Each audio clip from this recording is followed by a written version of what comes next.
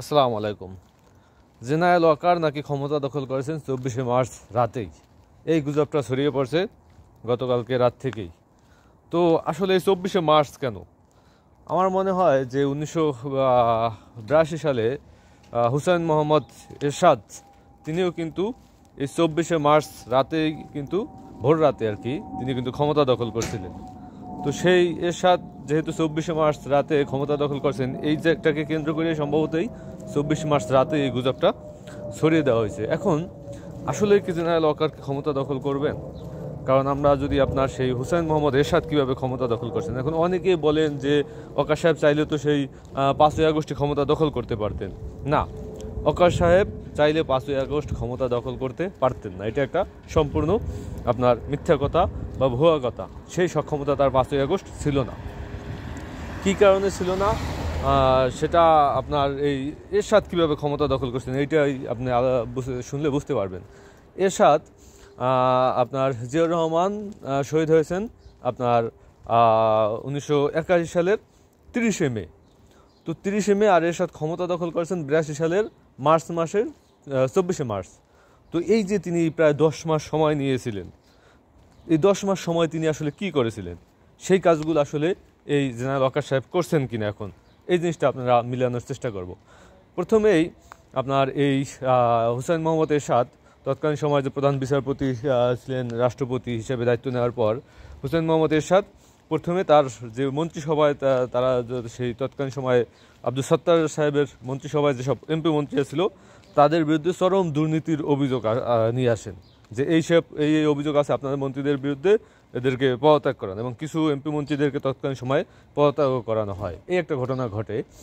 আর কিছু এমপি মন্ত্রী ছিল, এই এমপি মন্ত্রীদেরকে তিনি তার নিয়ন্ত্রণে নিয়ে আসেন আর কি, তার সমর্থনে নিয়ে আসেন। ভিতরে ভিতরে এরশাদকে সমর্থন দিতে শুরু করেন এই মন্ত্রিসভার কিছু এমপি মন্ত্রীরা। এই একটা সাপোর্ট তিনি সংসদ থেকে পান। তারপর দ্বিতীয়ত শহীদ জিয়াকে হত্যার দায়ে কিছু আপনার সামরিক বাহিনীর সদস্যদেরকে তিনি চাকরি থেকে বরখাস্ত করেন, মানে তার বিরুদ্ধে যারা ছিল আর কি তাদেরকে তিনি চাকরি থেকে বরখাস্ত করেন, অনেকে দেশে বিদেশে পালিয়ে যান। তারপর একটা গোষ্ঠী ছিল তার সমর্থিত যেসব সেনা অফিসাররা ছিল তাদেরকে তিনি প্রমোশন দিয়ে তিনি উচ্চ উচ্চ পদে দায়িত্ব দিয়ে রাখেন। এই দায়িত্ব দেওয়ার পর এভাবে তিনি ক্ষমতা আপনার আস্তে আস্তে কুক্ষিগত করার চেষ্টা করেন, এবং পরবর্তীতে যেসব সংসদ সদস্যরা ছিল, অনেক সংসদ সদস্যরা বুঝতে পারছিল যে আসলে এরশাদ ক্ষমতা দখল করবেন, তিনি যেভাবে আর কি কার্যক্রম পরিচালনা করতেছেন। তো সেই জায়গা থেকে এখন ওয়াকার সাহেব আসলে কি করতেছেন? ওয়াকার সাহেব আপনি দেখেন যে সেনাবাহিনী 5ই আগস্টের পর বিভিন্নভাবে অস্থিরতা ছিল, কিন্তু সেনাবাহিনী মাঠে থাকার পরও সেই বাংলাদেশের যে পরিস্থিতি পাল্টে যাওয়ার কথা, কারণ সেনাবাহিনী মাঠে থাকার পরও দুর্নীতি হয়, চুরি হয়, লুটপাট হয়, দিনে দুপুরে মানুষের কাছ থেকে টাকা পয়সা, স্বর্ণ অলঙ্কার সব ছিনতাই হয়ে যাইতেছে, মানে আইনশৃঙ্খলা বাহিনীর আরও অন্যরকমের অবনতি হয়। তো দেখাই যাইতেছে যে আইনশৃঙ্খলা বাহিনীর সেনাবাহিনী মাঠে থাকার পরও সেইভাবে কোনো উন্নতি যেটা আমরা আশা করছিলাম সেই পরিমাণে কিন্তু করা হয় নাই, বা প্ল্যান পরিকল্পনা করে করা হয় নাই, নাকি তারা করতে পারে নাই সেটা ভিন্ন বিষয়। তারপর এখন আপনার বর্তমানে যে পরিস্থিতি বাংলাদেশে দেখেন যে বিভিন্ন দুর্নীতির খবর আসতেছে উপদেষ্টাদের বিরুদ্ধে। তারপর উপদেষ্টারা আবার জেনারেল ওয়াকারের বিরুদ্ধে যে রকমের তথ্য দিয়ে আসছিলেন, আপনারা জানেন যে আসিফ মোহাম্মদ সজীব ভুঁইয়া তিনি বলতেছেন যে ডক্টর ইউনূসকে সেনাবাহিনীর প্রধান ওয়াকার সাহেব তিনি মানতে পারেন নাই, যে তিনি কেন উপদেষ্টা পদে থাকবেন, প্রধান উপদেষ্টা তিনি তো একজন আসামি আর কি। তো এরকমের বিভিন্ন অভিযোগের ভিত্তিতে মানে সরকারের থেকে এবং জেনারেল ওয়াকারের থেকে এই দুইজনের ভিতরে একটি মানে সম্পর্কের যে দূরত্ব এটা কিন্তু সৃষ্টি হয়েছে। এখন জেনারেল ওয়াকার কি ক্ষমতা দখল করার মতো সেরকমের কোনো সক্ষমতা তার আছে কিনা? আমি ব্যক্তিগতভাবে মনে করি সেরকমের সক্ষমতা তার এই মুহূর্তে নাই, তাকে হয়তো আরও সময় নিতে হবে। কী কারণে নাই? দেখেন ইউএন থেকে যে তা একটা রিপোর্ট দেওয়া হয়েছে, আপনারা জানেন যে সেই রিপোর্টে কিছু সেনা কর্মকর্তাদের না লিস্ট করা হয়েছে যে তাদেরকে চাকরিচ্যুত করা হইবে, চাকরিচ্যুত করে এরা গণহত্যার সাথে জড়িতদের বিরুদ্ধে ব্যবস্থা নেওয়া হইবে এবং র্যাবকে বিলুপ্ত করা হইবে। ডিজিএফআই এর কোনো কর্মকর্তা যেন শান্তিরক্ষা মিশনে চান্স না পায় সে ব্যাপারে তারা একটা প্রেসক্রিপশন ধরাই দিছে যে এরা যাতে কোনোভাবে আপনার শান্তিরক্ষা মিশনে না যাইতে পারে। তো এরকমের পরিপ্রেক্ষিতের মধ্য দিয়ে আসলে সেনাপ্রধান এখন নিজে বাঁচতে চাইতেছেন এবং নিজে আপনার সেই যে আপনার তার যে সেই ডিজিএফআইয়ের যে কর্মকর্তা কর্মচারী যারা দীর্ঘদিন যাবত গণহত্যার সাথে গুম খুনের সাথে জড়িত তাদেরকেও বাঁচাইতে চাইতেছেন। এই একটা প্রেক্ষাপট দেখেন। তো সে জায়গায় তিনি যারা এর সাথে জড়িত তাদেরকে চাকরিচ্যুত না করে তিনি বাঁচাইতে চাইতেছেন।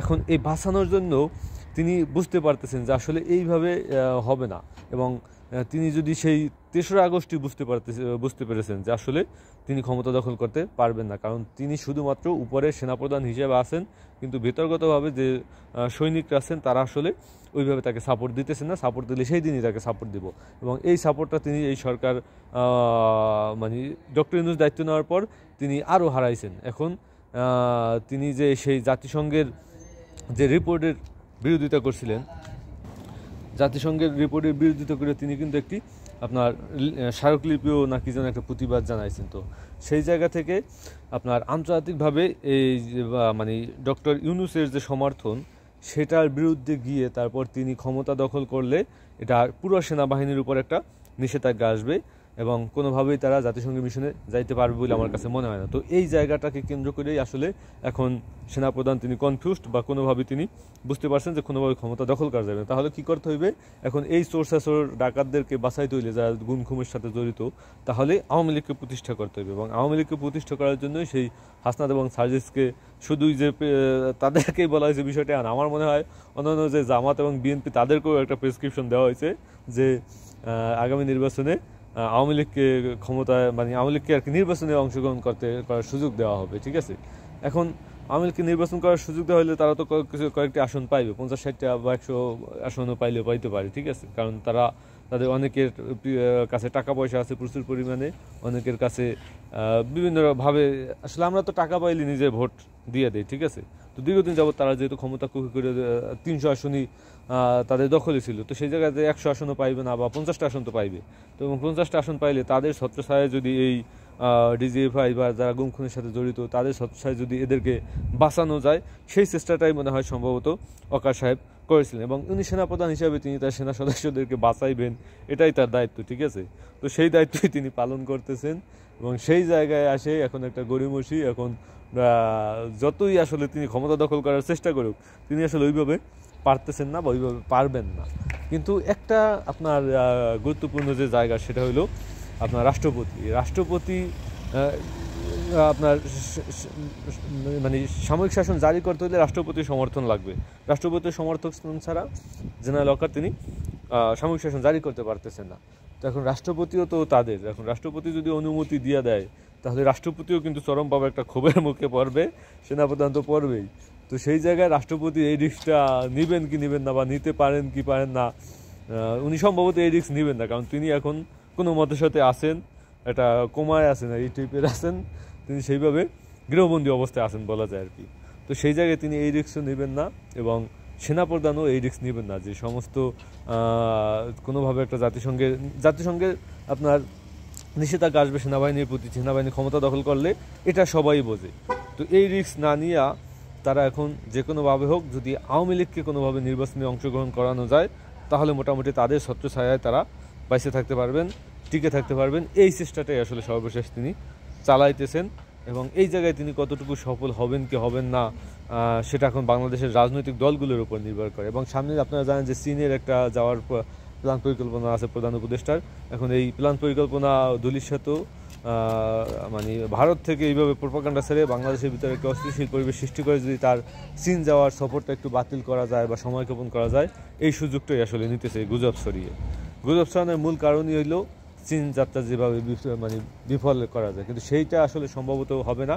ডক্টর ইউনূস সেই 26শে মার্চ তিনি চীন যাবেন এবং তিনি তার কার্যক্রম যেভাবে আছে সেভাবেই তিনি পরিচালনা করবেন। সেনাপ্রধানের জায়গায় থেকে যাইবেন।